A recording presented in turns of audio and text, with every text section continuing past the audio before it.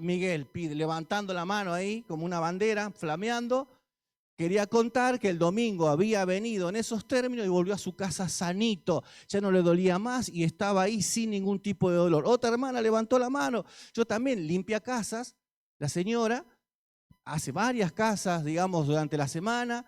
Andaba con un problema cervical. Cuando volvió a la casa, volvió sin dolor.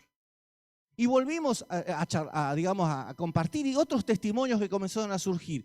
Y lo llamativo también de todo esto, hermanos queridos, es que una joven casada ya con una nena, terminó el encuentro y me decía, Pili, quiero hablar con vos. Sí, pero quiero hablar. ¿Qué pasó? Bueno, el Señor, ¿qué hizo? Yo no podía doblar mi rodilla porque fue operada hace poco tiempo atrás, no más de 2 meses, de los ligamentos cruzados de su rodilla izquierda. Y yo no podía doblar mis rodillas mientras estaba sentado porque obviamente todavía estaba inflamado. Y ahora lo puedo doblar, mirá. Y entonces empezaba a moverse.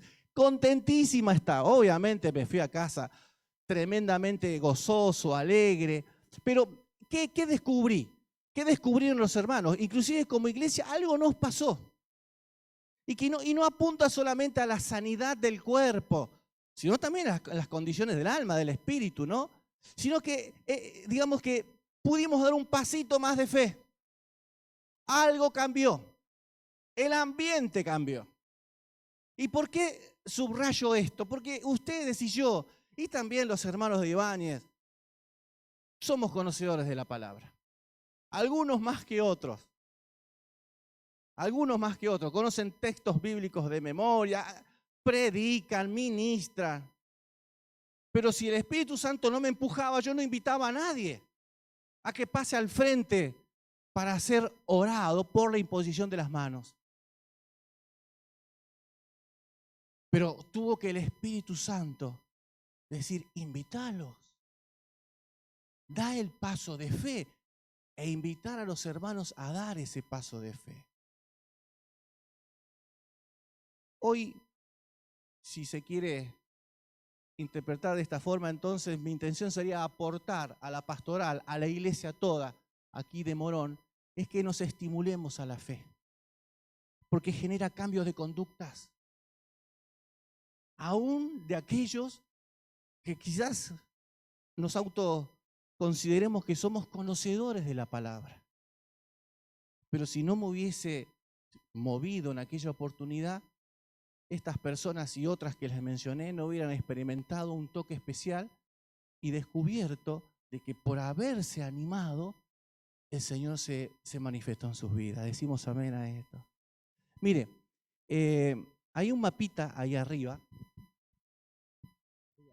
mío, a mis espaldas, que simplemente vamos a tratar de hacer una recorrida muy, muy rápida del segundo viaje misionero del apóstol Pablo. Porque esto también nos puede animar a estimularnos a la fe, mis hermanos queridos.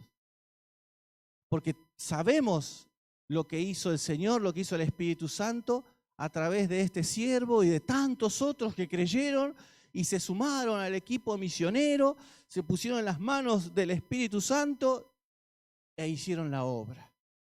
Ustedes y yo somos hombres y mujeres espirituales. Decimos amén a esto. ¿Y por qué somos hombres y mujeres espirituales?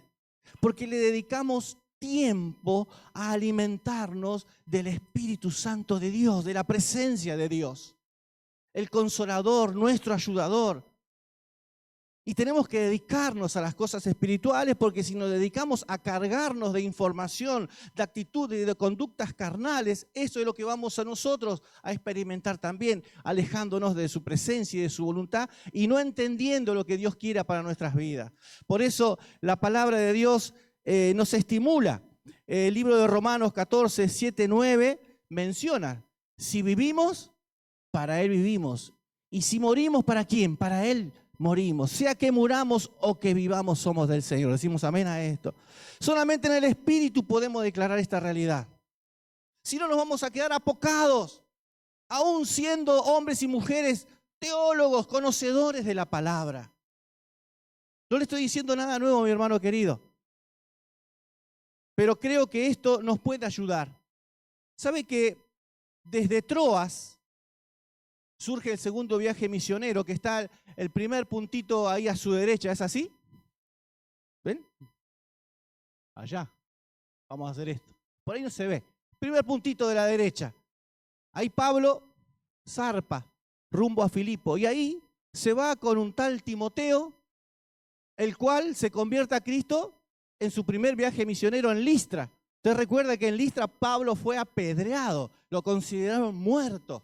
Sus discípulos lo rodearon, seguramente orando, pero vaya a saber qué situación estarían viviendo, viendo a su líder muerto, si se quiere, porque quedó como muerto. Luego Pablo dice que se levanta, se sacude e ingresó nuevamente a Listra y fue luego a todas esas iglesias de Galacia, ahí afirmando, instituyendo, colocando en cada una de esas ciudades pastores, ancianos, y después vuelve a la iglesia de Antioquía a dar el reporte.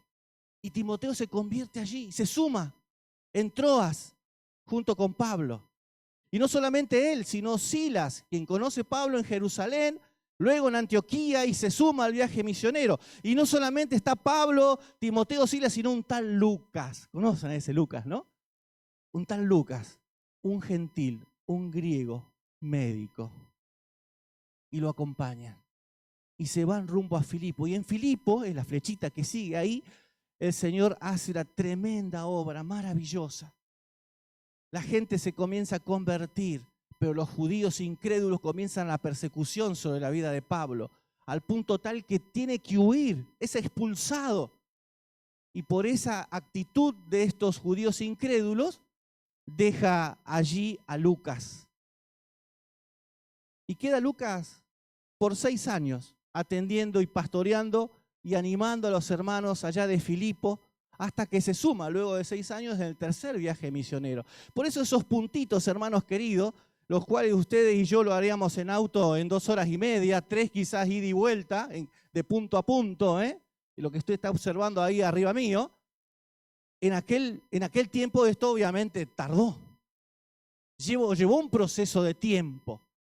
Queda también Timoteo. Un tiempito queda Timoteo. Luego se suma en este viaje, en este segundo viaje misionero. Y se va y comienza a recorrer algunas ciudades hasta llegar, obviamente, a Tesalónica. Fue muy severa la situación que vivió Pablo en Filipo. Después, si ustedes leen esa carta a los filipenses, vieron lo que sucedió por allí. Pero cuando llega a Tesalónica también comienza a haber un avivamiento. Tremendo avivamiento. ¿Y quiénes vuelven a surgir contrariando al apóstol Pablo? Los judíos incrédulos. Y lo expulsan. Lo expulsan a Pablo. Entonces Pablo se va con Silas, se va rumbo a Berea, ahí tiene la misma experiencia y luego de Berea se tiene que ir, por lo que querían matar. Deja allí a Silas, ahí se une Timoteo, luego que venía de Filipo, y tienen que huir se va hacia Atenas. Él predica en Atenas, se va en barco. Dice que muchos santos de ahí de Berea lo acompañaron al apóstol Pablo porque querían cobijarlo. Imagínense la presión que tenía él por anunciar el evangelio y en riesgo su vida y la de todos los que creyeron en el evangelio de Jesucristo. Cuando llega a Berea en ese proceso, cuenta la palabra que él tenía carga de lo que pasaba en Tesalónica, de lo que pasaba en Berea, lo que pasaba allá en Filipo, y devuelve a todos esos compañeros una vez que llega a Atenas, donde le da mensaje a Silas y a Timoteo, que lo dejó allá en Berea. ¿Para qué? Para que Timoteo vaya a Tesalónica y luego vuelvan y se encuentren en Atenas y les dé las novedades de lo que estaba sucediendo allí.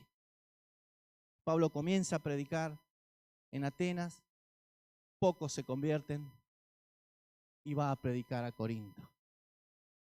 En Corinto llega Pablo y Silas, Timoteo, perdón, Silas y Timoteo, perdón si se atraviesan ahí los nombres, y le dan el informe de Tesalónica, de Filipo, de Berea, de todas las cosas que están aconteciendo, y desde allí hace esta carta tan sentida a los tesalonicenses. Hace 2 cartas a los hermanos de Tesalónica, a la cual le invito a que por favor me acompañen en la lectura. ¿Qué les parece?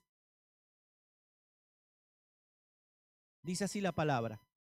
Pablo, Silvano, Silas y Timoteo, a la iglesia de los tesalonicenses, en Dios Padre y el Señor Jesucristo, gracia y paz sean a vosotros, de Dios nuestro Padre y del Señor Jesucristo.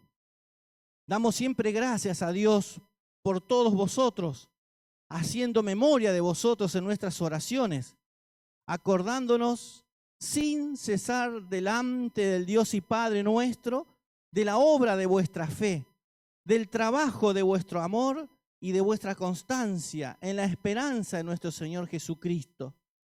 Porque conocemos, hermanos amados de Dios, vuestra elección.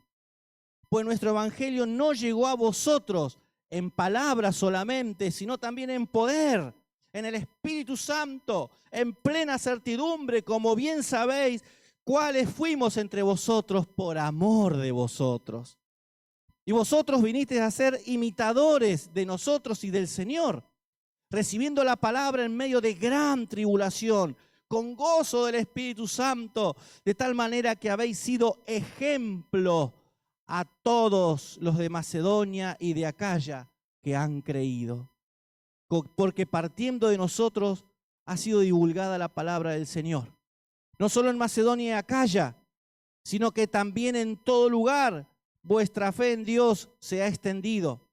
De modo que nosotros no tenemos necesidad de hablar nada, porque ellos mismos cuentan de nosotros la manera en que nos recibisteis y cómo os convertisteis de los ídolos a Dios, para servir al Dios vivo y verdadero, y esperar de los cielos a su Hijo, el cual resucitó de los muertos, a Jesús, a quien nos libra de la ira venidera. Decimos amén a esto.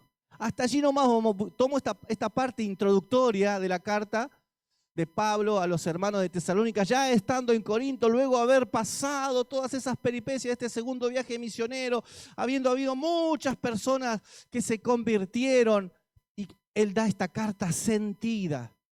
Saben que de Tesalónica surgieron dos jóvenes, también de Berea surgieron otros jóvenes, pero en Tesalónica había un tal Aristarco y un tal Segundo, pero particularmente Aristarco lo siguió al apóstol Pablo hasta su cuarto viaje misionero y su segundo encarcelamiento. Después la palabra cuenta que, dice Pablo, ¿no?, ya en su segundo encarcelamiento en Roma, donde es ejecutado y decapitado como ciudadano romano por una espada de guerra romana. Solamente Lucas quedó allí. Aquel que se quedó 6 años en Filipo y en su tercer viaje misionero se suma y estuvo 10 años más acompañando la obra de Dios, la obra misionera con el apóstol Pablo. O sea que todos esos puntitos que vemos ahí arriba llevó un tiempo. Nada ha surgido, nada, hermano, hermana, va a surgir de la noche a la mañana. Sepamos que el Señor también tiene sus tiempos para obrar en nuestras vidas. Decimos amén a esto. Tiene sus tiempos. Y nosotros tenemos en ese proceso ser observadores. Y de esto que observamos, retener lo bueno. Esto no es nada nuevo lo que le estoy diciendo. Pero este tal Aristarco estuvo casi hasta lo último, por lo menos lo que cuenta la palabra. Maravilloso. Cuando estuvo en Corinto conoció a una tal Priscila y un tal, ¿te acuerdas? Priscila y Aquila. Lo acompañan luego de regreso para dar el reporte a la iglesia de Antioquía, quedan en Éfeso, y luego, ¿sabe qué? Esa carta a los romanos no era ni más ni menos cartas de hombres y mujeres que decidieron continuar la obra y volvieron a instalarse en Roma. Y digo esto ¿por qué? Porque en aquel tiempo, previo a unos cuantos años al ministerio de Pablo, el emperador romano comenzó a perseguir a aquellos que no eran ciudadanos romanos legítimos. Había de repente un tipo de persecución, entonces muchos se fueron de allí y fueron a Corinto y a otros. Cuando reciben la palabra, se vuelven a Cristo, y uno de los grandes deseos del apóstol Pablo era predicar e irse a Italia, ¿no? Era uno de sus grandes proyectos, de ir hasta allá. y no solamente lo que conocemos hoy por Italia, sino después inclusive pasar a España. La Biblia no cuenta, se cree que fue. Se cree que llegó. Luego de estar encarcelado por primera vez, se cree que quedó libre. Hay un segundo encarcelamiento ya con el emperador Nerón. Pero en ese proceso se cree que él llegó allá a España y la cabecera de playa, el punto de partida, era Roma. Pero todos estos hermanos que estaban en Roma, es el último capítulo de Pablo a los romanos, hace mención a un número importante de hombres y mujeres donde muchos eran cabeza o líderes de reuniones caseras. Algo que estoy enterado que ocurre acá. Sigue siendo Katy, ¿no? Hay reuniones caseras, se encuentran en las casas, ustedes estimulan a la fe y a las buenas obras, y uno de ellos, volviendo a su ciudad, se encontraba Priscila y Aquila. Qué cosa tremenda. Ahora, cuando le escribe a los hermanos de Tesalónica, lo sorprendente, lo épico de esta iglesia, lo épico, la fe, si se quiere, pero usted sabe lo que significa la fe. Hebreos 11 lo define. Es pues la fe, ¿qué? La certeza, lo que se espera, la convicción de lo que no se ve. Tremendo esto. Pero ¿dónde está lo épico de la iglesia de Tesalónica? Permítame por lo menos hacer una breve referencia en cuanto a cuando digo esta palabra épico o épica. Esta palabra describe hechos grandiosos, gloriosos, heroicos, fuera de lo normal, fuera del común denominador de las acciones de los santos, que particularmente exalta el nombre de Jesucristo. Esto sería lo épico. Descripción de hechos grandiosos, gloriosos, en donde el nombre del Señor Jesucristo es glorificado. No en vano, Pablo inicia esta carta haciendo mención a Dios Padre y a Jesucristo. Y si se quiere, digamos, y me sigue esta línea de pensamiento, en el lenguaje cotidiano, lo épico no es ni más ni menos que el resultado o la resultante luego de haber atravesado diversas pruebas, situaciones, problemas, todo tipo de inconvenientes. Lo épico es la resultante, es el paso de fe que doy. Porque Jesucristo es la fe misma, es el autor y el consumador de la fe. Pero yo me animaría a tratar de describírselos a cada uno de ustedes de esta forma. Sabemos que Jesucristo es el autor y consumador de la fe. En Él yo tengo la certeza de que voy a recibir lo que estoy mirando, que no lo veo en principio por las circunstancias, por los problemas, por las dificultades, pero por elevación en Cristo Jesús, con los ojos puestos en el Señor, yo estoy viendo consumado lo que estoy buscando, lo que estoy pidiendo, lo que necesito hacer para que su nombre sea glorificado. Pero lo épico sería dar ese pasito de fe. Y luego yo, como resultado de ese pasito de fe, estoy contando de qué manera, por esta acción, con los ojos puestos en Jesús, su nombre ha sido glorificado. Quizás la descripción esta, y permítanme, digamos, salvando la distancia de todo lo que le estoy mencionando, digamos que si digo, ¿dónde está en el lenguaje cotidiano lo épico en el día a día? Ustedes y yo hemos visto últimamente la final del mundo Argentina-Francia, ¿sí o no? Hoy contamos lo épico de haber remontado. La épica es la resultante. Ganamos por penales. Pero antes de eso, estos jugadores tuvieron que sobreponerse a un empate, y nosotros también, ¿sí o no? Nosotros también. ¿Sabe que en esa oportunidad, ese día se casó mi sobrina? Fui a consagrar ese matrimonio. Mi sobrina vino como 3 meses antes. Tío, ¿puede ser que puedas consagrar nuestro matrimonio? Sí, ¿cómo no? Listo, tal fecha, sí. Final del mundo. Yo creo que nadie se dio cuenta que se había casado mi sobrina, Julieta. Mundo de gente, el televisor, todos mirando el partido. Es algo increíble, fue eso. Increíble. Que justo de ahí pasaba el nene que traía digamos, un platito de empanada, y que correte, que el gol, que no gol, que el empate de Mbappé, y el último gol que tapa el arquero, ¿se acuerdan? Las damas, imagino que lo deben recordar, ¿no? Yo creo que repiten de vuelta esa jugada y mete el gol. El francés a la Argentina, faltando 20 segundos. Pero hoy vemos la épica. Y mire lo que desencadenó. Conductas de personas que en su casa son pasivos al Obelisco. 5 millones de personas. Nos visitó un joven de la iglesia del sur. ¿Qué hizo? Al otro día, y no sé, allá, al Obelisco.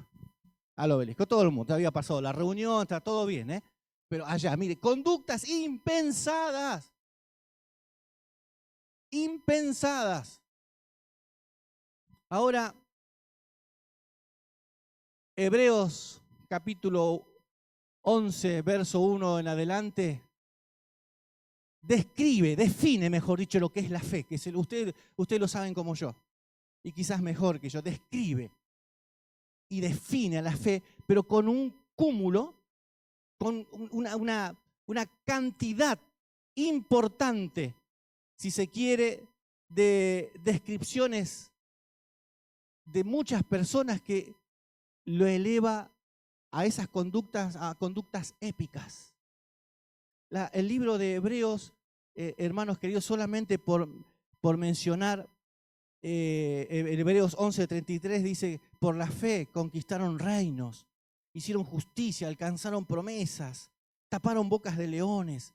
Acá estamos haciendo tranquilamente una descripción épica, que alguien se animó a tapar la boca de un león, por así decirlo, apagaron fuegos impetuosos, evitaron filo de espada, sacaron fuerza de la debilidad, se hicieron fuertes en batalla, pusieron en fuga a ejércitos extranjeros. El verso 36 dice, otros experimentaron vituperios y azotes, y a más de esto, prisiones y cárceles. ¡Wow! O sea, la épica estaba narrándose y describiéndose como resultado de ese primer paso que se dio, y luego cuenta lo que sucedió. Y nos estimula a la fe, hermanos queridos. Y la fe, cuando es estimulada, insisto una vez más, produce cambios de conductas en nosotros que van a glorificar el nombre de Dios. Ahora, ¿dónde está lo épico de la iglesia de Tesalónica, que el apóstol Pablo comienza a describirlo de una manera tan sentida, inicia esa carta de manera pero tan preciosa? Bueno, podemos decir que estos hermanos, y usted quizás puede agregar algunas cosas más, ¿no? Pero dice que creyeron en la predicación de los apóstoles, creyeron a Jesucristo. Y no solamente que creyeron, sino que imitaron la fe de este equipo misionero. Y no solamente que imitaron la fe, sino que soportaron tribulaciones. Porque lo que dejó Pablo ahí, el paquete eso quedó para toda la iglesia de Morón.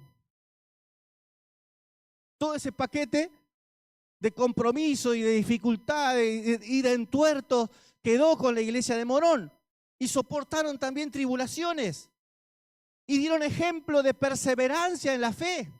Y no solamente dieron ejemplo de perseverancia, que es muy importante, mi hermano querido, porque el que persevera hasta el fin, ese será salvo. Decimos amén a esto. Hasta el fin. Hasta los más pintados no llegan hasta el fin. Es triste decir esto. Podemos ser muy elocuentes, quizás muy enérgicos, como yo se lo estoy planteando a este mensaje o exponiéndolo delante de ustedes. Pero si esto que estoy diciendo no concluye hasta el último segundo de mi vida, no sirve.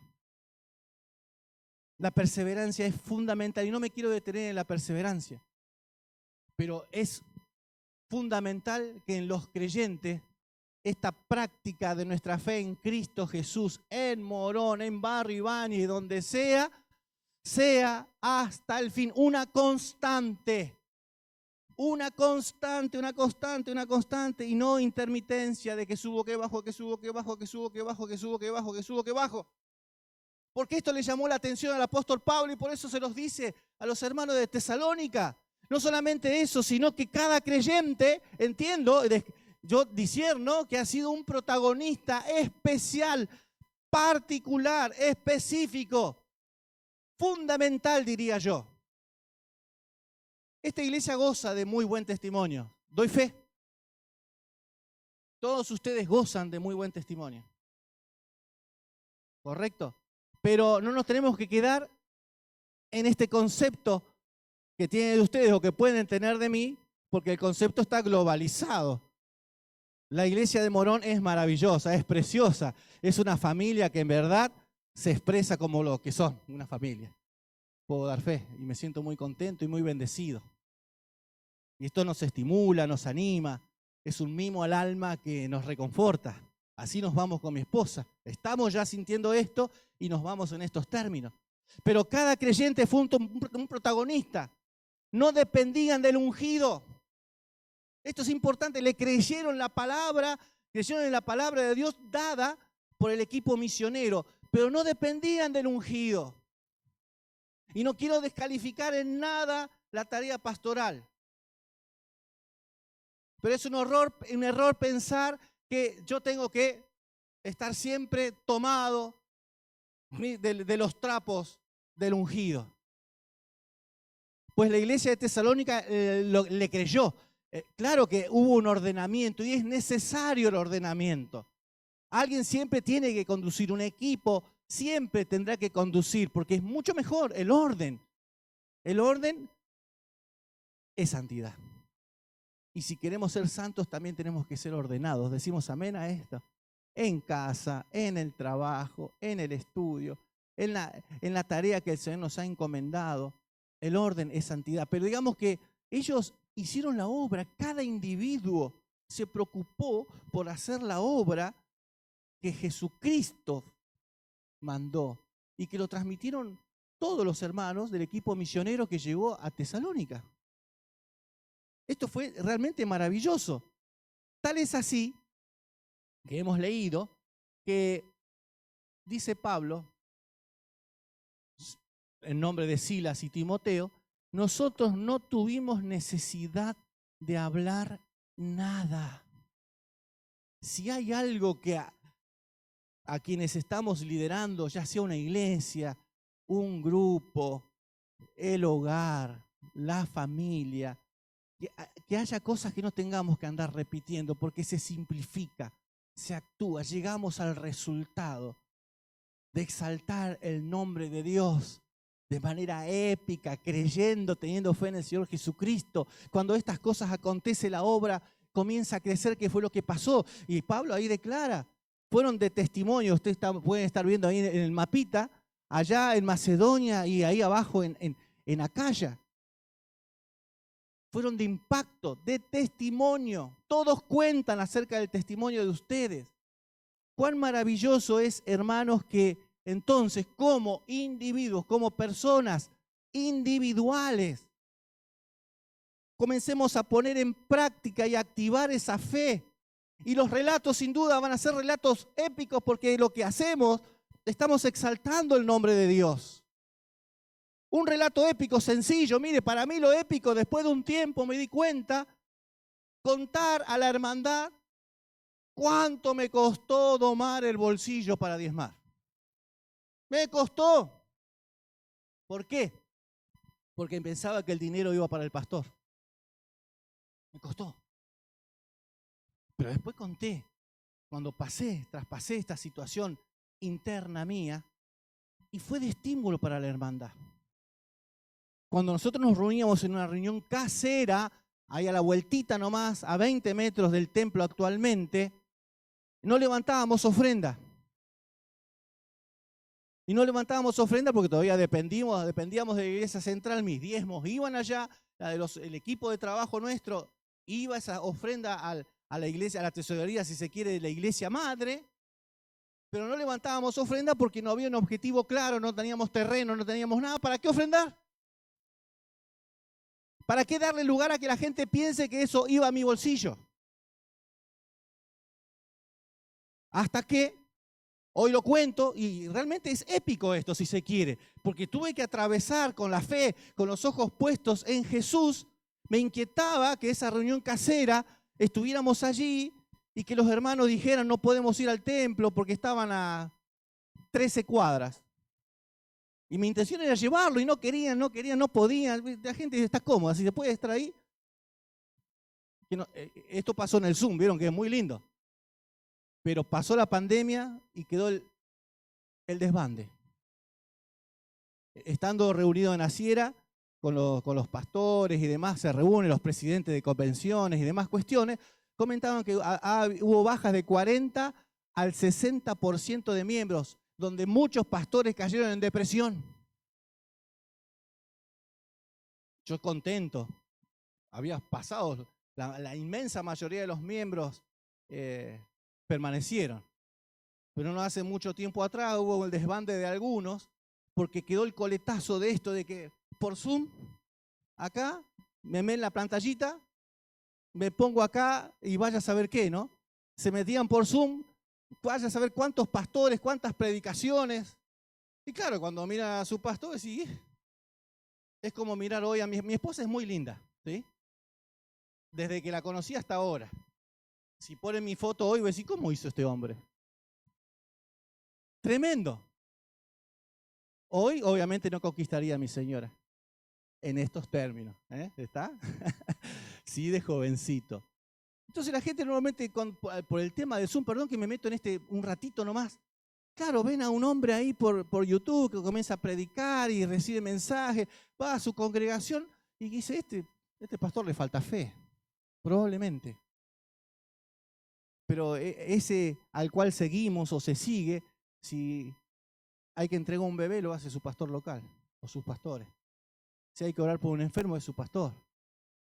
Si hay que consagrar un matrimonio, lo hace su pastor, no el pastor que lo ve ahí por YouTube. Si hay que despedir a un hermano en la fe, no va a venir ese personaje, ¿sí? No digo que esté mal, ni mucho menos lo que hace y demás, o diga, pero lo hace su pastor. Eso pasó en todas las iglesias evangélicas del país. El desbande dejó. Pero en lo personal les cuento que nosotros, ya que le mencioné esto de manera confidencial, no sale de Buenos Aires, ¿de acuerdo? Nos estimulamos a la fe y vemos como acá el Señor comienza a añadir. Nos llevó a hacer cosas que antes no hacíamos, que no servía solamente, porque hay demonios que no se sujetan, hay género de demonios que no se sujetan si no hay oración y ayuno. Decimos amén a esto. Pero aun cuando sabemos esto, trabajamos en base a todos esos mecanismos que usted y yo podemos hacerlo sin mucho esfuerzo. Pero si queremos avanzar, tenemos que ir sumando cosas, innovar conforme a las Escrituras, para llegar a esos objetivos. Y si se quiere, también pasado ese tiempo, miramos hacia atrás y es épico. Le hablé a fulano, hoy está acá. Le hablé a Mengano, se congregó con nosotros. ¿Vos sabés que ya están diezmando? ¿Vos sabés que la reunión casera eran 2 o 3, ya somos 10? ¿No sé que me puse a estudiar? Son relatos que cuando pasamos, transitamos por ese momento, o por esas situaciones que son difíciles, porque hay que entregar tiempo, hay que realmente negarse a sí mismo. En lo cotidiano. Por eso, hermano, hermana, cuando el Señor nos llama y nos convoca, no es para hacer ni más, insisto en esto y subrayo, ni menos de lo que está a nuestro alcance. Siempre el llamado es con una meta, con un objetivo alcanzable, con lo cual podemos realizarlo con nuestras propias fuerzas. Aún el esfuerzo es con nuestras propias fuerzas. Si hay que levantar una bolsa es un poquito más de la fuerza que normalmente estamos haciendo, pero nos esforzamos, es hasta donde el físico obviamente nos da. Y nos vamos a sorprender de qué manera el Señor nos apoya cuando nos ponemos en sus manos. Y la iglesia de Tesalónica, insisto en esto, lo novedoso, las acciones épicas en donde el nombre del Señor Jesucristo, las acciones en fe para que se entienda conforme a las Escrituras, el nombre del Señor Jesucristo fue exaltado, fue levantado, fue glorificado. en estas conductas cotidianas, en estas acciones del día a día.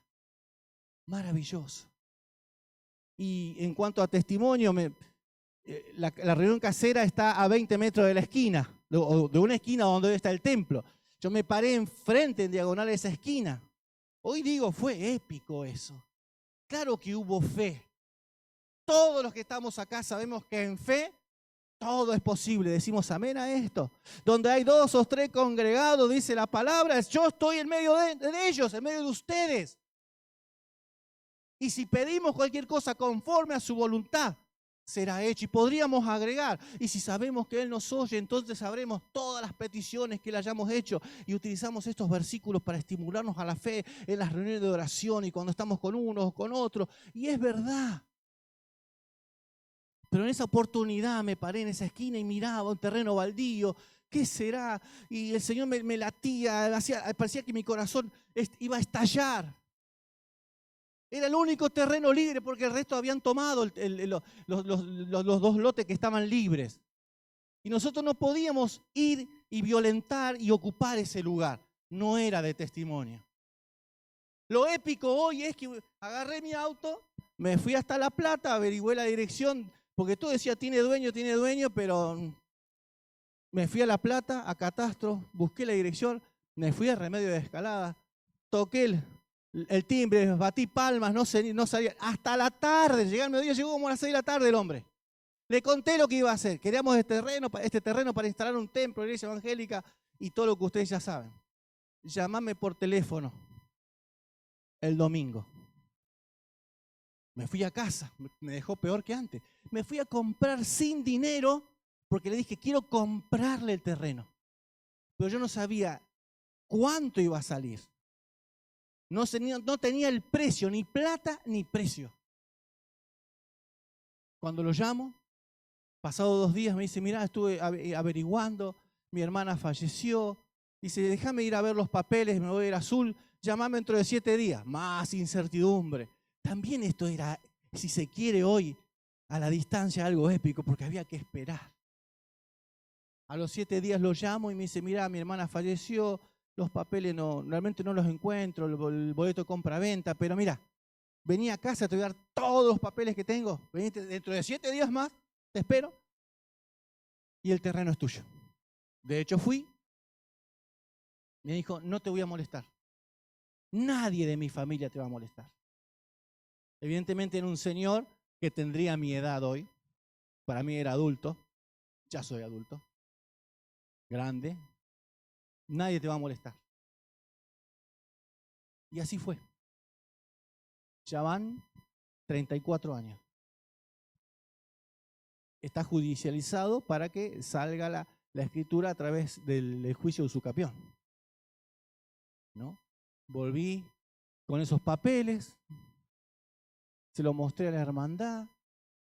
Cuando les avisé que estaba el terreno era nuestro, había llegado con un camión, los palos, y mire, este terreno es nuestro, vamos a hacer los pozos.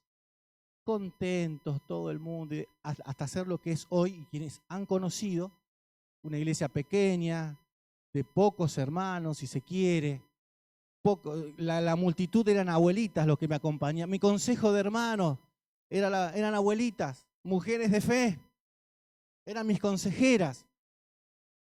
Y construimos instalaciones no gigantescas como esta, pero todas de ladrillo para seguir construyendo arriba, prolijito. Quien va se asombra cómo en poco tiempo se pudo lograr lo que eso realmente fue épico. El relato, hoy puedo decir que esto exalta el nombre de Dios. Pero esa fe, para concretarse en lo físico, hubo que dar ese primer paso, mis queridos hermanos. Y seguramente acá hay muchos relatos de fe, y yo lo sé. Porque estuvimos orando por cada uno de ustedes cuando nos compartían las cargas para orar por o tal situación. Claro que los hay. Pero ustedes no creen, ya que acá dice, es tiempo de dar. ¿No creen que como individuos ya hablo, ya no como iglesia de Morón que goza para mí y para muchos, porque no para toda la familia menonita, gozan de excelentísimo testimonio. Nos despojemos un poquitito de este rótulo que tenemos ya, porque pertenecemos a esta familia de fe, pertenecen a esta familia de fe. ¿No sería bueno en que consideremos que ya es tiempo de que como individuos activemos nuestra fe? Yo invito a los hermanos a primero que pongan el texto bíblico ya, y los músicos, como para ya ir cerrando. Sé que si sigo hablando se van a ir a comer ya, ¿no? Pero a ver si podemos cerrar este tiempo en el espíritu y no en la carne, ¿no? Pero los desafío a preguntarse a cada uno de ustedes, si ya no es tiempo de que propicie, porque vamos a hablar en primera persona. ¿Ustedes creen que ya no es tiempo que yo tenga que propiciar, generar un microclima para activar mi fe y ser de gran bendición, de tal manera que ni la pastoral, ni mis hermanos mayores ya tengan que estar detrás mío? O si tengo tantos años, comenzar a hacer cosas que antes no hacía, porque ahora me veo activado y creo que es positivo, es maravilloso, el nombre del Señor Jesucristo va a ser exaltado. Yo creo que sí. Yo le pregunto esto a usted, me pregunto a mí mismo, y creo que es por aquí el camino. Pero si es tiempo de dar, también es tiempo de activar mi fe para dar. Decimos amén a esto. Es tiempo de activar mi fe para dar. Es tiempo de activar mi fe para dar. Y hay un texto arriba, ¿puede ser? Dice el libro de Romanos, capítulo 8, verso 31, ¿no? Dice, ¿qué pues diremos a esto, hermano, hermana querida? Si Dios es por nosotros, ¿quién contra nosotros? ¿Quién puede impedir que usted active su fe? Nadie. Es más, dice acá el verso 37, antes, en todas estas cosas somos más que vencedores por medio de aquel que nos amó, por lo cual estoy seguro que ni la muerte, ni la vida, ni ángeles, ni principado, ni potestades, ni lo presente, ni lo porvenir, ni lo alto, ni lo profundo, ni ninguna cosa creada nos podrá separar del amor de Dios que es en Cristo el Señor. Aleluya. Qué tremendo. Se anima a decirse por su nombre que ya es tiempo de activar la fe, de propiciar para que haya cambios de conducta. Amén. Cambios de conducta. A creer que es la voz que está sintiendo, la voz del Espíritu Santo, y lo voy a hacer, lo tengo que hacer, voy a acompañar. Que la pastoral ya no tenga que hacer sobre mí el trabajo que hace años. Con el debido respeto, yo no los conozco. Por eso la visita a veces se puede dar algunos lujos, pero le pido perdón si a alguien le estoy pisando el callo. Pero ¿no sería lindo ante el Señor? ¿No sería épico dar este paso de fe y decir, no voy a hacer carga, como dicen los tesalonicenses, no voy a hacer una carga? Creo a Jesús, creo en el mensaje de Jesucristo, creo en su palabra, lo voy a poner por obra. Así como dijo Katy, ¿quién está enfermo? Y sí, digámosle. Y proclamemos, declaremos ante la hermandad, yo estoy enfermo, me duele el dedo gordo, me duele la columna. No digo que esté mal la privacidad, pero el paso al frente tiene que ser notorio. Las acciones tienen que indicar, permítanme, es un sentido figura, una ilustración. Cuando el Señor nos llama, es dar ese paso al frente. Y ese paso al frente normalmente es cuando no está el equipo de música, no está la iglesia, no hay alabanza en conjunto. Normalmente estoy cara a cara con la adversidad. Que la resultante sea un comentario épico donde el nombre del Señor es glorificado. Decimos amén a esto.